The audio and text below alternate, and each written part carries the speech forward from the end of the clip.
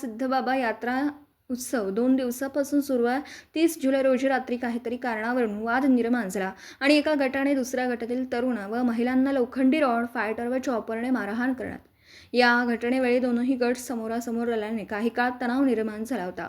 मुस्ताक चांद शेख वय वर्ष 42 राहणार बुवा सिद्धबाबा दर्गा समोर राहुरी यांनी राहुरी पोलीस ठाण्यात दिलेल्या फिर्यादीत म्हटलं आहे. 30 जुलै रोजी रात्री 11:15 वाजेच्या सुमारास मुस्ताक शेख हे त्यांच्या घरासमोर असताना तेथे शहाबाज अन्सार सय्यद व मंगेश झिने यांच्यात वाद चालू होता.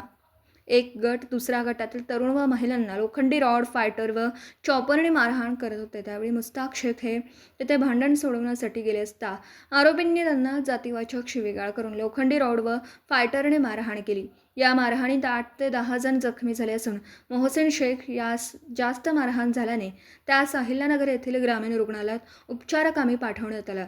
यावेळी पोलीस पथकाने तात्काळ घटनास्थळी धाव घेऊन परिस्थिती आटोक्यात आणली.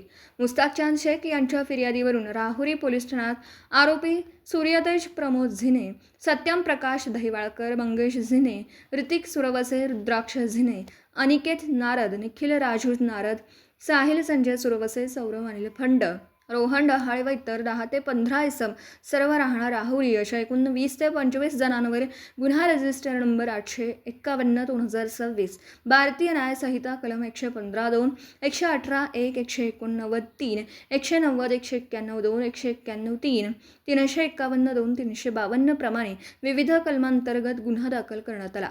पुढील तपास पोलीस निरीक्षक रवींद्र देशमुख यांच्या मार्गदर्शनाखाली सहाय्यक फौजदार तुळशीदास गीते करीत आहेत. दीपक साळवे सह योगेश पवार, न्यूज 14 राहुरी.